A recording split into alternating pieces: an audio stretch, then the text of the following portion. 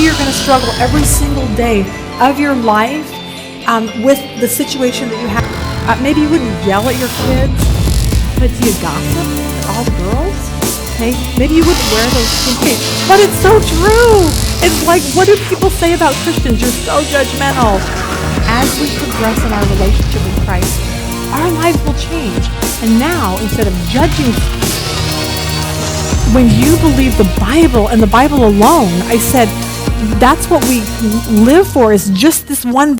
Okay, welcome to our day with Sheila Walsh. We are so glad that you're here. And for those of you watching us online, Roku, DirecTV, whatever place you're watching us from, we are glad you are watching us today.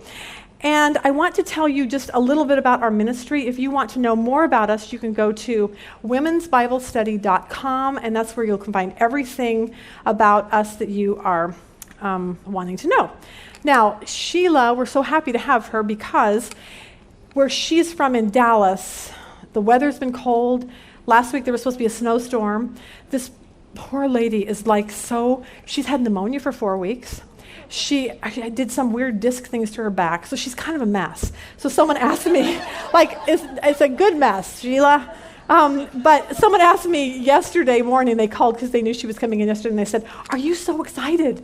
And I said, "Yeah, not until I know she's on that plane and she arrives in Phoenix. I'm not going to be excited until that happens." So we are very happy that she showed up. So for those of you that don't know us, that you're new here, my name is Lisa Lejeune. We have a ministry called Connecting the Dots Ministries.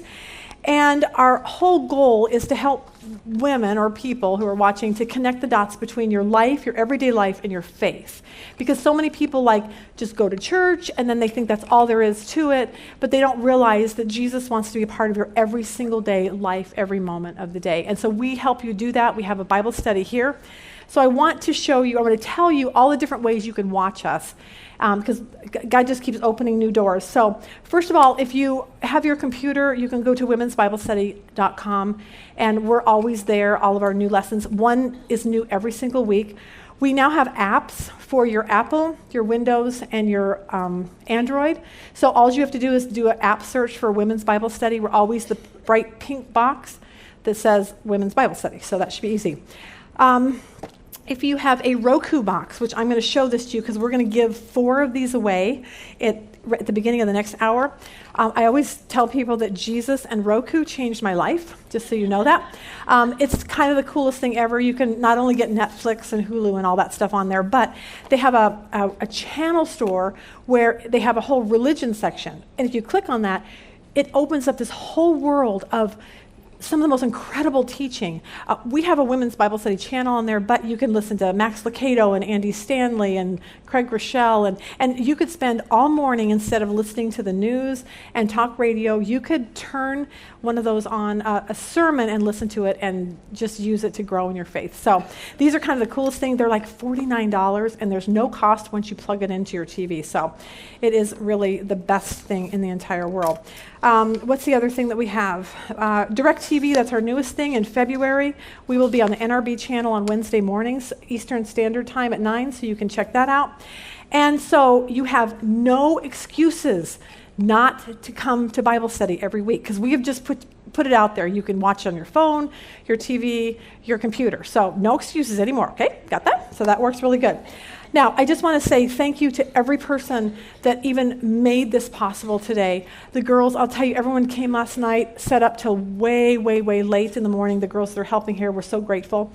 For those of you that support our ministry, we could not have done this without you. The lighting, the video guys, the audio guys, everything, but it came together last night, and I think it looks beautiful. Sheila, you are I think when we thought of what should we make this, we thought of beautiful chandeliers, because we think you're beautiful. How's that? You're totally embarrassing you. So we have that, but here's the deal. The most person that I want to thank is my adorable husband, because without him, none of this would happen. He is the brains behind all of this. So when I told him, I said, I think we should do something with a chandelier. So we ordered a chandelier on Amazon, thinking it would come put together, okay? So My husband is now in the chandelier putting together business, okay? Every one of those pieces he put together. So he must really love Sheila, you, and me. So I don't even know where you are. Thank you, honey. You're the best. Okay, enough of this. Sheila will air in June on all those places. So if you want to watch it again, you can. So, all right. Wow, we're so excited to have you. So let's welcome little Miss Sheila Walsh. Hi, welcome. Thank you so much for coming. And for those of you who are watching online or on direct TV, yes, TV does make me look 10 pounds fatter. I'm a lot thinner than you think I am right now. And I perhaps should explain, I think Lisa alluded to it a little, but in case you see me kind of limping around looking like I just need a parrot and an eye patch and I'm ready to do children's parties, it's been an interesting year so far. It's a little belated. And I know that for you watching online, it's going to be June. But for those of you who are here, Happy New Year. How's it been so far? Good? Fast, yeah. That's true, fast. Well, I found it interesting. I woke up on Christmas Eve feeling really terrible. And Christmas Eve is one of my favorite days of the year. And I love, in particular, our Christmas Eve service at church. You know, it's a candlelight service, and it's just, after all the craziness of running around the mall and last-minute gifts and dropping the turkey and trying to then get the turkey away from the dog, all that stuff, I love the Christmas Eve service when you can just be quiet and remember, you know, why we're celebrating.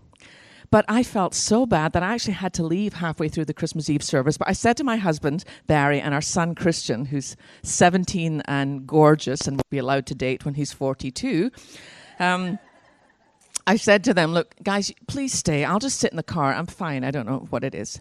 Christmas morning, I woke up and I felt so much worse. But, you know, I'm a mom. I mean, Christmas morning. So I got up and got, you know, turkey in the oven, did everything. But by that evening, I knew there was something really wrong with me. Because I don't get sick. I hardly ever get sick. I'm Scottish. We don't really do sick. We just turn the radio up louder and carry on. That's just our way. But so the day after Christmas, I called my doctor and she said, you know, Sheila, just come in. And so that's when I was sent for an x-ray and they discovered that I had pneumonia. So I spent 3 or 4 weeks in bed and then I got the flu on top of that. And just absolutely out for the count. And eventually my doctor said, you know, I think what you should try and do, Sheila, is try and walk around a little bit. Just get a little exercise around the house. So last week I started to try and do that, but I just got worse and worse. I felt in so much pain. So I had an MRI yesterday, and apparently I have a fractured spine, and I have 4 discs that are out of place. So I said to my doctor, I'm seeing a neurosurgeon on Tuesday, but I said to my doctor, I have this group of women, you know, can you, doctor, connect the dots? Hello. I've made this commitment to go, and I need to go. And so he gave me some extra strong Tylenol, and I just want to say I'm really glad to be here. But if you see me limping around looking like, you know, a pirate that's lost his parrot, that's all that's going on there. Apart from that, I'm great. And honestly, girls, I'm not a foolhardy person who thinks, oh, it doesn't matter. I just had a strong conviction that we all had a date with God. That God had something that he wanted to speak to each one of us, me included. Because I don't know how you feel, but we're not living in days where it's just like the way you remember in the 80s where everything was just great and everything's fine and, you know, days have changed. Things have shifted. And I know you sense that. Even if you watch television at all, if you watch the news, if you watch the kind of programming that's on, if you listen to some of the decisions that are coming down from our courts, these are not normal times. And so I want to know, my number one prayer is I want to know, how do I live in a way that honors God with everything in me? I think it's kind of interesting. I forgot to tell this little tidbit, but I found out that the neurosurgeon I'm seeing on Tuesday, you know what his name is? Jerry Lewis. Yes, you can't make this stuff up, people. But as I began to pray even as I was flying out yesterday from Dallas, and I was sitting beside a very sweet older couple, and they were just content to talk to each other. Because every time I sit in a plane, I think, Lord, is this a divine appointment? Is there something I should share with someone here? But it was very clear that they were just happy being by themselves. And so I just had time to think about each one of you. Because I thought, Lord, I don't know who's coming. But you do, every single woman. You know those who are planning to come, those who are not planning to come yet and who'll show up at the last minute. Those who've said they'll come and now wish they were not going because they've got too many other things to do. But you know every single one of them, and you know their story, and you know where they're at right at this very moment in their life. And what do you want them to know, Lord?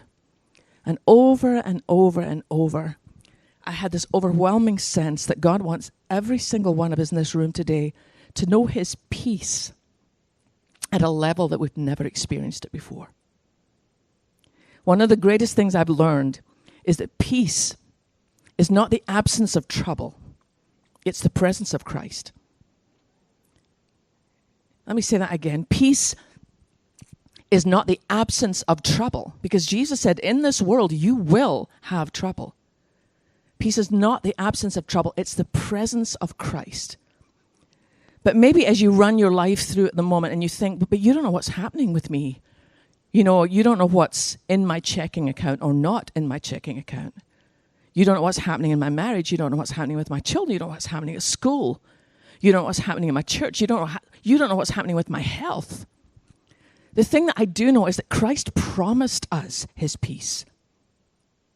I love John's gospel so much because it's so clear that John and Jesus had a very sweet, close relationship.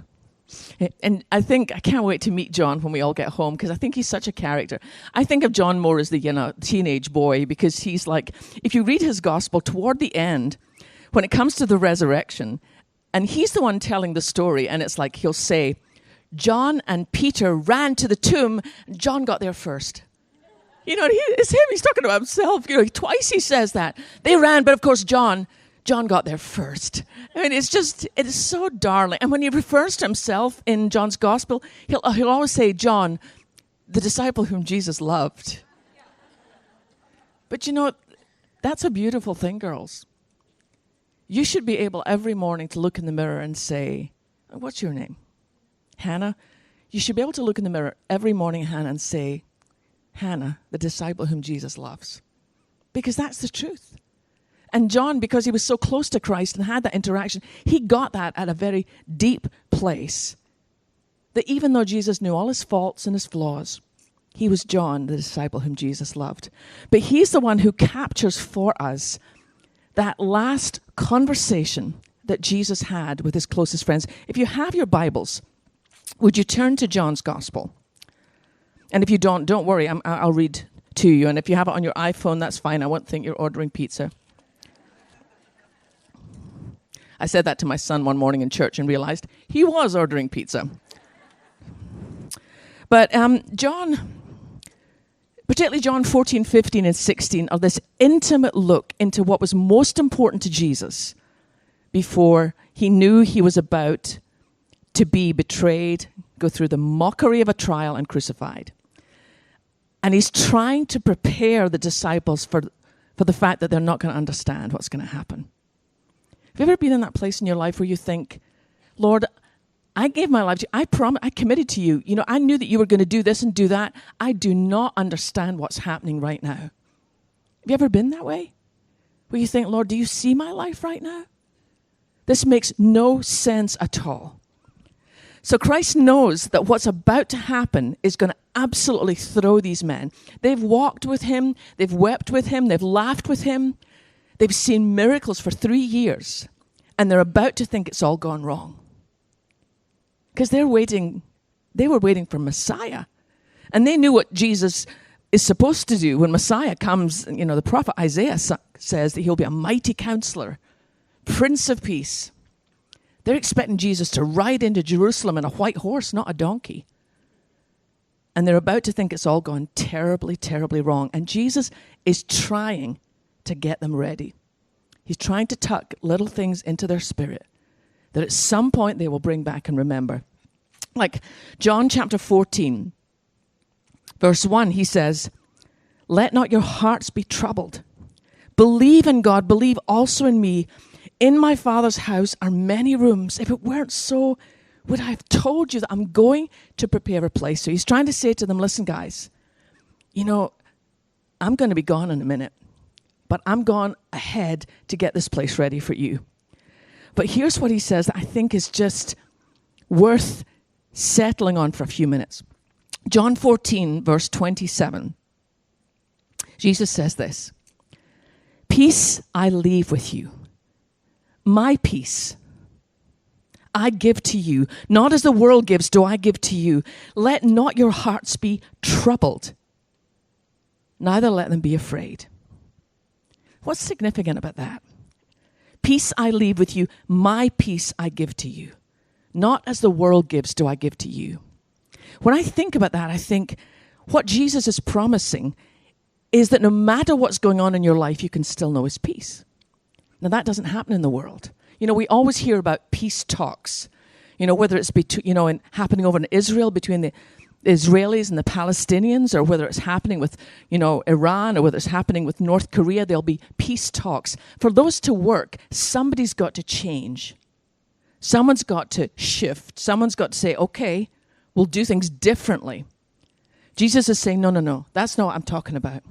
The peace that I want to give you, it doesn't matter if nothing around you changes. It doesn't matter if the situation you're in still remains difficult. The peace I'm talking about is something you can know no matter what is happening all around you. It's interesting. I have been with Women of Faith. Now, this is my 18th year. And we've had the privilege of seeing more than 5 million women come through our doors. What a privilege.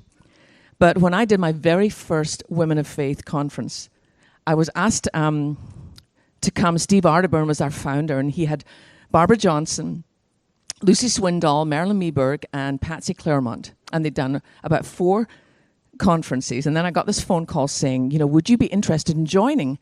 Well, I was 40 years old and pregnant. Christian's my only child. I'm 57 now. So it was a real gift to have this beautiful child at that stage in life. And I remember saying to him, Steve, I can't make it across the living room, never mind the airport. No, I don't want to join. And he said, well, would you at least pray about it? So I said, yeah, sure. So my husband and I prayed about it and felt compelled that this was a door God was opening. So I said, well, if you're inviting me, you have to invite my whole family. Because I have this darling son, I'm not leaving him at home. If I'm coming, we're all coming. So for the first 8 years at Women of Faith, we all traveled together on the road. And I loved that. And as many of you, if you're a mom, you know that wherever you are is home to your kids, whether it's a hotel or not. But once Christian hit 8, then he joined a soccer team, and, he didn't want to be on the road. We'd gone to every children's museum, every zoo. We'd been every place you can possibly go. So then he started to stay home with his dad. Well, maybe about three years ago, when I started to really study what it meant to live in the peace of Christ. Isn't it interesting that when your heart is to learn something, sometimes you'll be put in a situation that it's really, really tested? I had felt that there was something not quite right with Christian. I didn't know what it was, but his coloring looked a little off to me, and he just didn't seem himself. And so I took him to the doctor, and I said to the doctor, I just think there's something wrong. So the doctor did some blood work, and he came back and he said, yeah, we're going to have to do some tests. I want to run, I can't remember whether it was an MRI or a CAT scan, but there was something that was significant. And he said, I want to do that. This was a Thursday morning. He said, I want to do it tomorrow. And I was like, actually, doctor, can we do it on Monday? Because tonight I actually fly to Atlanta. I'm speaking to, I work with the Crisis Pregnancy Center there, and I always speak at their banquet. And I said, could you just wait till Monday? And he said, no, actually, Sheila, I'd like to do it tomorrow, which obviously just put my worry meter, way through the roof, if you can't even wait. So I said, okay, so we're driving home, Barry and Christian and I said to Barry, I'll call Patsy or Lucy, I'll call someone else and get them to go in my place. And Christian was the one who said, no, Mom, absolutely not. He said, you've been talking about this. I know how much this means to you. You need to go. And I'm like, Christian, I am not going to be on a plane while you're in an MRI machine. Are you kidding? And he said, my son's just very practical. He's like, Mom, if something's wrong, we'll find out and we'll deal with it then. But Dad will be with me, and I think you should go. So I didn't sleep much that night, and I knew he was scheduled for his MRI at 8 a.m., and my flight was at 8 a.m. But here's what I've discovered. Do you remember the story? I think it's Mark's Gospel, chapter 4, perhaps the beginning of 5. 4. Do you remember when Christ crosses the sea, and there's a terrible storm? And, they wake the disciples wake him up and say, Lord, don't you even realize that we're drowning here? And Christ calms the storm, because the whole reason that he's crossing that part of the Sea of Galilee, at that part it's maybe 5 miles across, because he's going to a part that they've never been to before.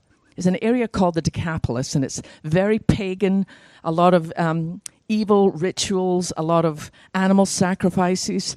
And up until that point, Christ has never been there. Let me give you the exact reference. It's Mark 4. And then going on to Mark 5, beginning of Mark 5.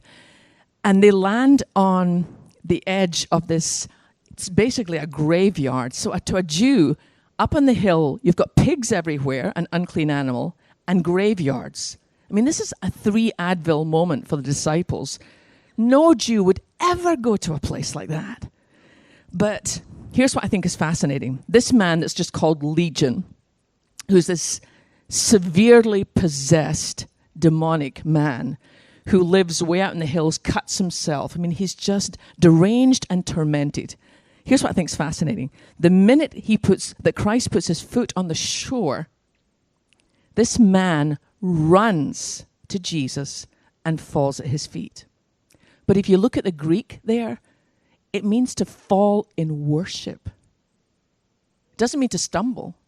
It means to fall in worship. Now, this man's never heard of Jesus. He doesn't know who Jesus is, but the demons do. And I believe that for the first time in this poor man's life, he felt the darkness inside of him take a breath and step back. And I think this poor man thought, I don't know who you are, but whoever you are, whoever's inside of me is afraid of you. And so he ran and he fell at Jesus' feet in worship. And you've all this craziness going on around. You have pigs flying off the edge of the cliff, who are now tormented by demons. It's chaos. Where is the one place that there's peace? The one place is at the feet of Jesus.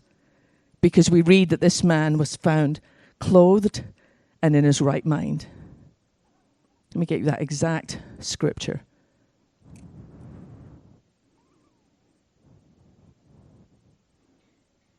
You realize, for those of you at home, I'm just giving you time to go to the restroom. Oh, there we go. Yeah. It's Mark 5, and it's verse 15. And they came to Jesus. They saw the demon-possessed man, the one who'd had the legion of demons, sitting there clothed and in his right mind. Everything around him is chaos, apart from that one place, right at the feet of Jesus. So that story, that truth is in my heart that morning as I'm driving to the airport. And so if you had been at Dallas Airport and you had seen me, it would have looked like I'm sitting at departure gate B12. But honestly, here's where I am. I'm at the feet of Jesus.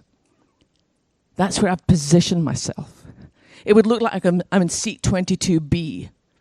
But in my spirit, I'm at the feet of Jesus.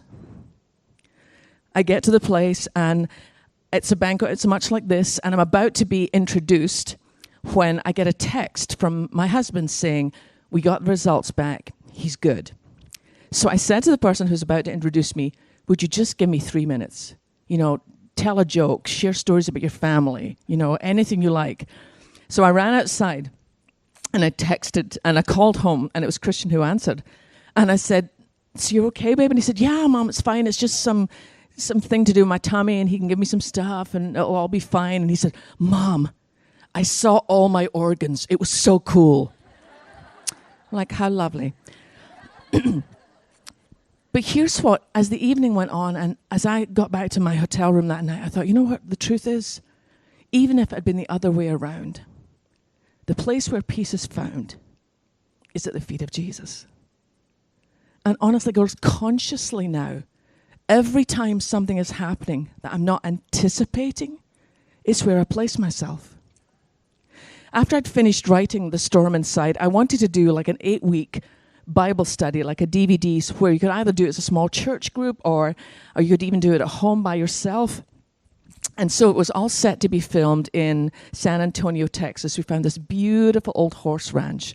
And so all the crew and I, we all went down there, and I'd prepared for weeks to get the study right. And I realize, even as I'm about to tell this story, I'm going to sound like I'm just a kind of medical nightmare. But these are anomalies. It's not usually. I woke up in the middle of the night, maybe 2 weeks before we're due to film, with just in a lot of pain, and I didn't know what it was. And so eventually at 4 o'clock in the morning, my husband took me to the emergency room, and it was a kidney stone. And I don't know if you've ever had a kidney stone, but it's very painful, and then it's gone. But the doctor who took the kind of scan thing said to me, okay, the stone is really little. It should pass soon. And he said, but I don't like the look of that. You should have that looked at. Well, life goes on. And I got busy, and I forgot about that. And the week before we're due to film, I had my regular annual physical with my doctor. So I thought, I should take my thing in so I can show her my nice wee kidney stone. So I took it in, and she said, Sheila, that's interesting, but what is this? And honestly, I wanted to say, well, you're the doctor. I don't actually know. It just looks like a wee black thing to me. And she said, when was this taken? And I said, it was a few weeks ago. And she said, Sheila, you should have come immediately. And I'm like, I'm sorry, I just got kind of busy. And so she did a couple things, and she said, yeah, you have a tumor in your left ovary. She said, we need to operate this week. And I'm like, well, actually, I can't. Because believe it or not, I'm going to San Antonio, and I'm doing this Bible study, and the whole crew are there. It can't be that much worse within a week. So she said, okay, I will schedule for the following Monday. But and I said to her, can you tell by looking at it if it's bad or not? And she said, well, I don't like the look of it, but I'm not sure. So I was like, okay, fair enough. So we all went to San Antonio. We filmed 7 of the sessions, and I woke up the last morning to do the last one, which was about going from despair to hope.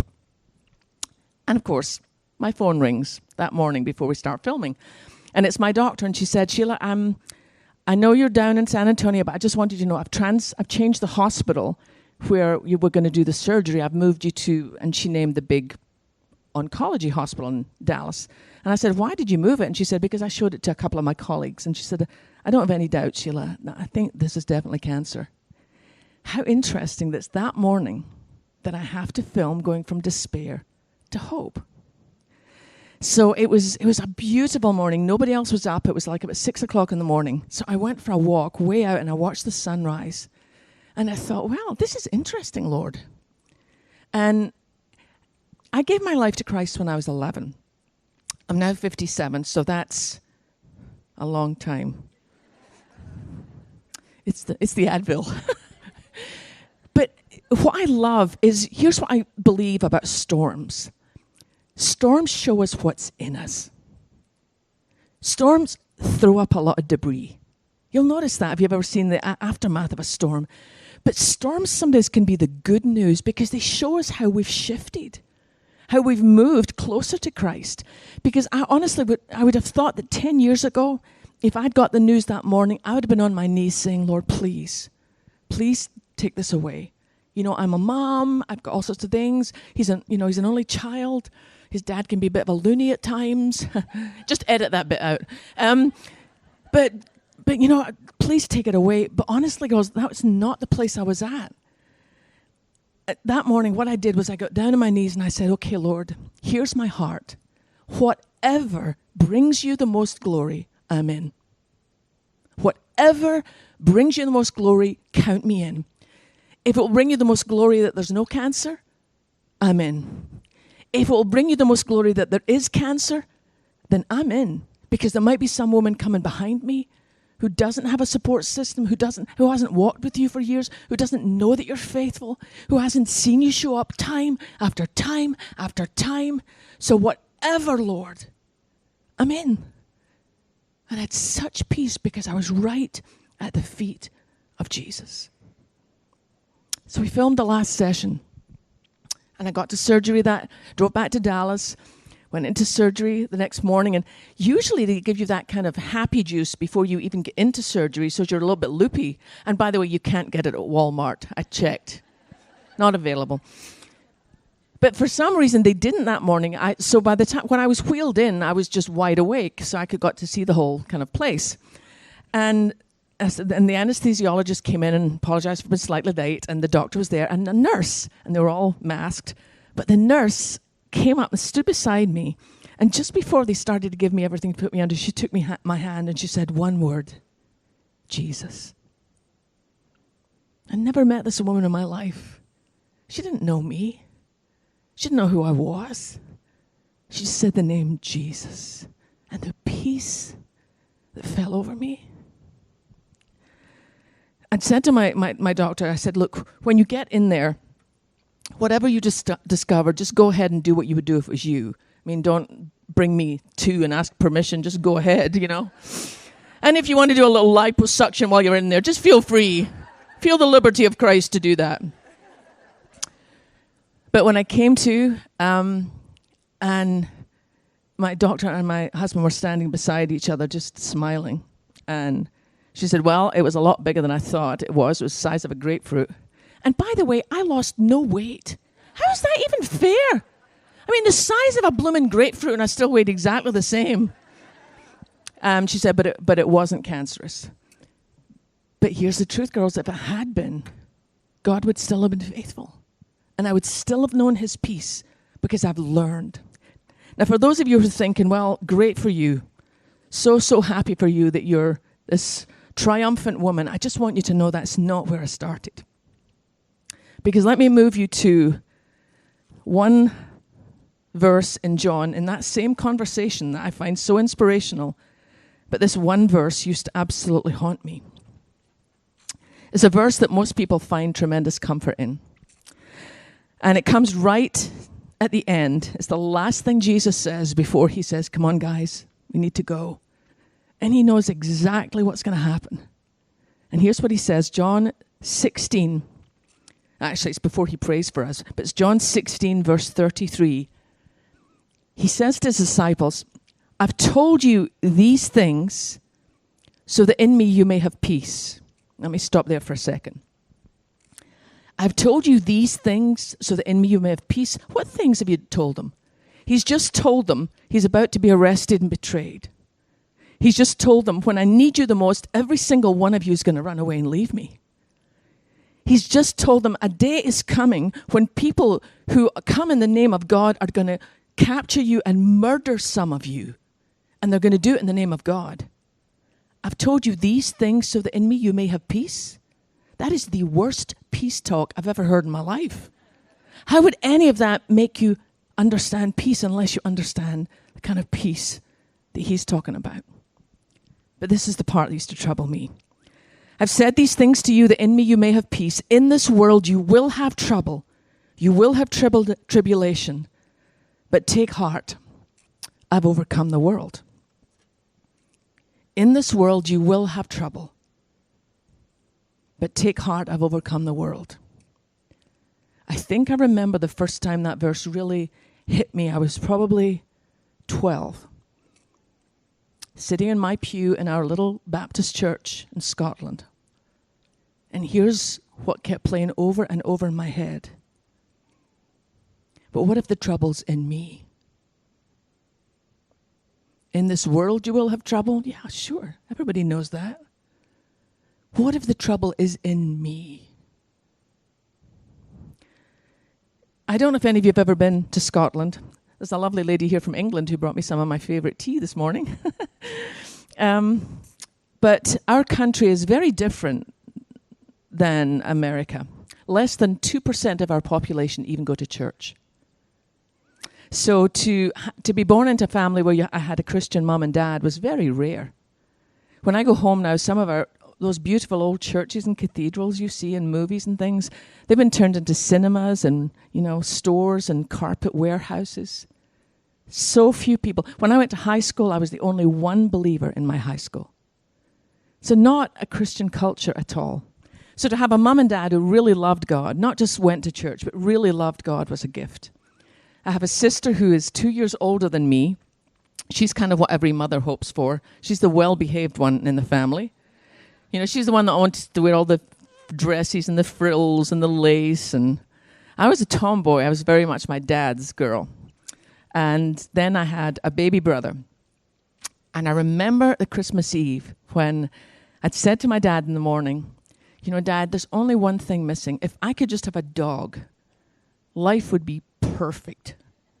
I have a mom and dad who love me. I have a brother. I have a sister. But I just have a thing about dogs. How many dog people do we have? Yes, indeed. I love you, man. How many cat people do we have? And the Lord bless you. I love cats too. But I just have a thing for dogs. And so I'd said to my dad, is there any way, even just a wee dog, it doesn't matter what kind of dog, it could be a 3-legged dog, anything, just a dog. So Christmas Eve, my sister and I are in bed, and my dad comes in and he's holding something behind his back. And he said, okay, I have an early Christmas gift for you, and it's alive. And he said, because Francis is the older of the two of us, he said, okay, Francis, why don't you close your eyes and hold out your hands, and I'll give it to you. And my sister said, no way. And I said, way. Totally way. Completely way. So my dad placed something in my hands. And when I opened my eyes, it had already run up the sleeve of my pajamas. So I couldn't tell what it was. I could see a tail. And I thought, I think that could be a rat. But I thought, I don't care. It's alive and it's mine. And it turned out to be a little wiener dog, a little sausage dog, called Heidi. And it was just one of those moments when I just thought, this is as good as life could get. Isn't it interesting, girls, how life can change in a moment? No warning bells, no neon signs, nobody asks for your permission. I often think of it as being like, remember in the movie The Wizard of Oz, where Dorothy is standing out there and she's this grey landscape and she's just thinking, you know, remember, somewhere over the rainbow, way up high, there's a land that I heard of once in a lullaby. Somewhere over the rainbow, skies are blue, and the dreams that you dare to dream really do come true. Dorothy had no way of knowing that she was looking for a rainbow, but what was headed her way was a tornado. Have you ever been there? Out of nowhere. Went to bed that night and thought life would never get any better, and woke up the next morning to realize that it just probably would never get any worse. During the night, my father had a massive brain aneurysm and was now in intensive care and not expected to live through the night. But he did, and after a few weeks, he was able to come home. But my mum tried to explain to my brother and my sister and I that my dad was different, that now he couldn't speak. He was paralyzed down the left side, but I didn't care. He was still my dad, and he was coming home. And the first few weeks were difficult, but happy for me. It's funny, when I go home, in fact, I went home last May to see my mom. She's 83 now. And I asked her if I could see the photographs of when we're little, which are in the box that she's been meaning to put into albums for the last 74 years. And the ones when we're really little, when my dad is out of the hospital, it's like you couldn't get a thread between my dad and I. I'm just standing right beside his chair. Because I decided I would be the one who could try and understand his noises and try and understand what he wanted. But after a few weeks, the blood clot in my father's brain moved and began to press on an area that affected his personality. And from being this lovely, wonderful man, my father became a very angry, confusing, and ultimately violent stranger in our house. And the only person, apart from the last day, the only person he took his rage out on was me. And I didn't understand that because I was the one that was closest to my dad. So only recently, a friend of mine who's a neurosurgeon explained that when there's brain damage, sometimes instinctively, the person hits out at the one person they believe will still love them no matter what. But when you're 5 years old, you don't understand that. And it started just in little ways. My dad would spit in my face, or he'd grab hold of my hair and pull out a handful of my hair. But the last day I ever saw my dad alive, I was sitting by the fire playing with our little dog, and I suddenly heard her growl. I'd never heard her growl before. And I turned, and in that moment I saw that my dad was behind me, about to bring his cane down on my skull. And I don't remember whether I pulled it or if I pushed him, but he hit the ground hard and just lay there, just roaring like an animal. And my mom was in the kitchen, and she came running in, and when she saw what was happening, she took my sister and my brother, who was just a baby, and she locked us in a room while she dialed 911. Now, we live in a small fishing town. I don't imagine it would take more than 3 or 4 minutes for help to get there. But it seemed like a lifetime. I remember my sister sitting on the bed with her eyes closed and her hands over her ears. But I stood at the door with my ear to the door, and I could hear my dad banging my mom's head off one wall and off the other wall. And I really thought he would kill her, and we couldn't help. But finally help arrived. It took 6 men to carry my dad out the house that day. When he would have these brain storms, he became incredibly strong. And he was taken off to what was called our asylum. Be called a psych hospital now, but just this old brown hospital on the hill in Scotland. He was 34 years old. And because he had become violent, he was placed in the maximum security ward. And the only other people in there were men in their 70s and 80s who'd completely lost touch with reality. But my dad hadn't. He would still have moments when he knew who he was, and he would just sit and weep. So my mum asked my dad's doctor, could you move Frank to a unit where there might be some younger men? So they eventually agreed to do that, but it meant they moved him to a less secure unit. And on that first night in that unit, my father escaped. And they searched for him all night, and they found him in the morning. He drowned himself in the river. He was caught in the salmon nets. And for me, there was no one left on this earth who could answer the question, what did my dad see in me that made him hate me so much? When someone in your life that you care deeply about commits suicide, it's such an abrupt end to a conversation.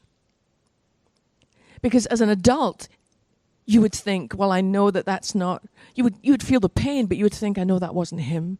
I know that was this illness. But if you're 5 years old and you love your dad, all I could think of was, what did I do? What did I do that made this dad that loved me so much now hate me? In Scotland, you don't take children to funerals. At least they didn't then, and certainly not to a graveside.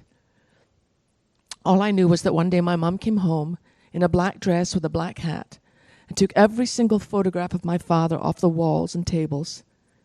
She put them in a suitcase, and she put the suitcase under her bed, and we never talked about him again. Now, I don't blame my mum for that. I mean, we have so many tools now for dealing with trauma and grief. I think my mum was honestly doing the best she could.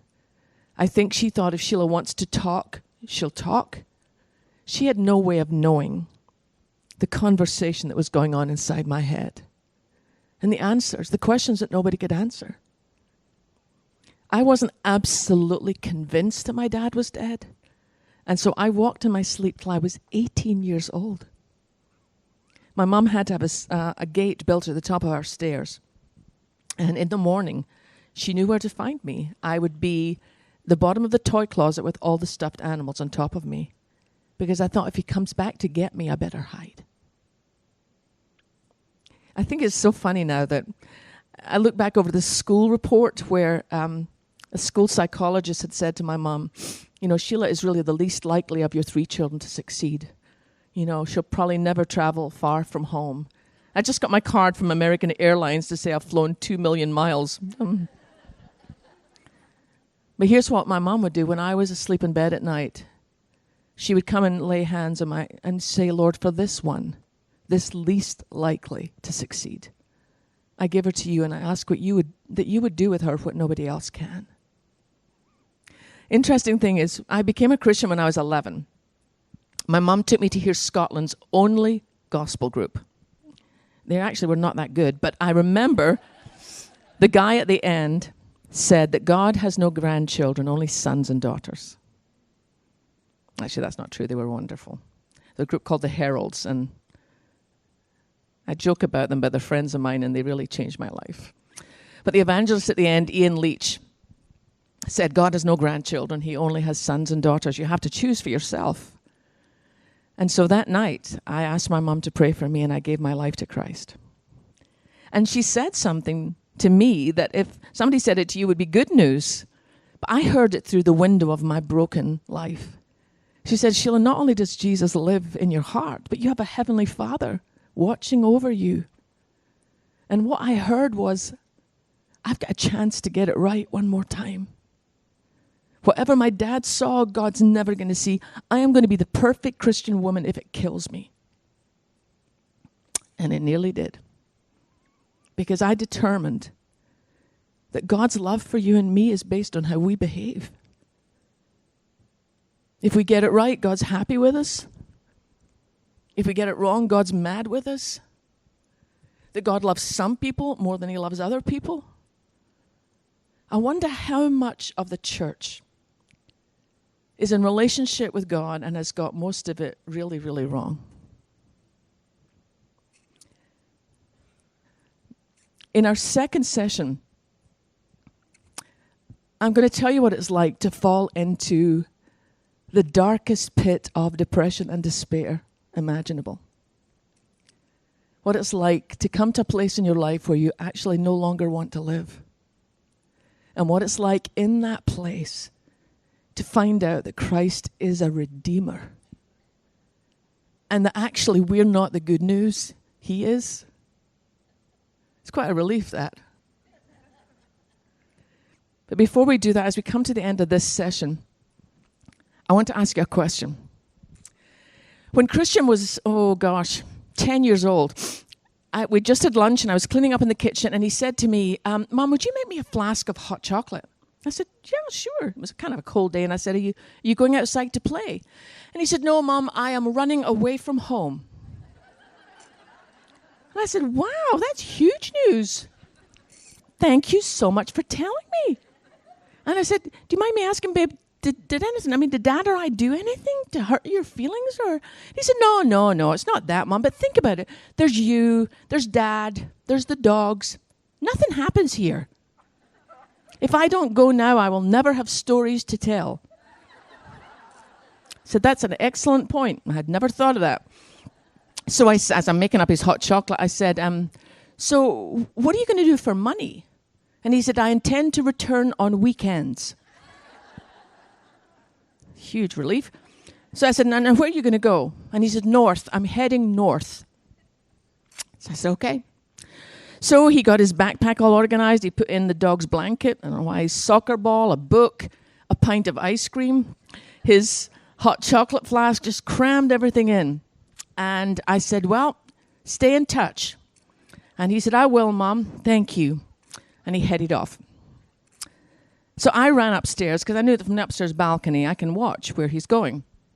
So I watch and he heads all the way around the lake and sits down by this old oak tree where he and I still fish. And he got out the blanket and got some hot chocolate. And I thought, now what do I do when he moves on from here? And I thought, well, I'll get the dogs and I'll take them for a walk and I'll try and stay far enough back that he doesn't see me. And if he spots me, I'll just say, I had no idea this was north. I do apologize. But after he'd finished, I realized that what he was doing was he was packing his backpack and he was actually heading home.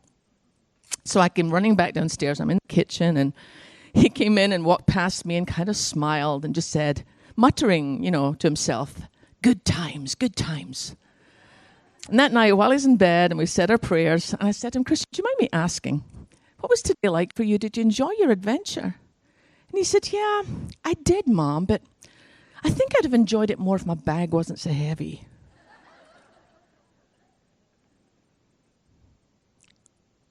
Made me think about you. If when you walk through these doors today, the minute you walk through, if all your baggage became visible, what would that look like? I don't mean your purse and your snacks. I mean your stuff. The stuff that you carry inside, the anger, the unforgiveness, the disappointment, the shame, the abortion, the affair, the drugs, the alcohol, the whatever. If all your stuff became visible and you had to drag it to your seat, what would that look like? Some of you would be horrified by how much stuff you're carrying. No wonder you're so tired at night. Some of you would be shocked by how long you've carried it. But here's my question. If you saw it, would you want to take it home? Or would you want to take Christ up at this ridiculous, glorious exchange where he says, end of Matthew 11, come unto me, all who are weary and heavy laden, and I will give you rest. Take my yoke upon you and learn of me, because my yoke is easy and my burden is light. Very first scripture I ever learned when I was a little girl, Psalm 46, be still and know that I am God. Do you know what the Hebrew for be still means? It means let go. It doesn't mean sit around and try and be holy. It simply means let go. Let go and know that I am God. Psalm 46, verse 10. Let go of all the stuff you're holding on to.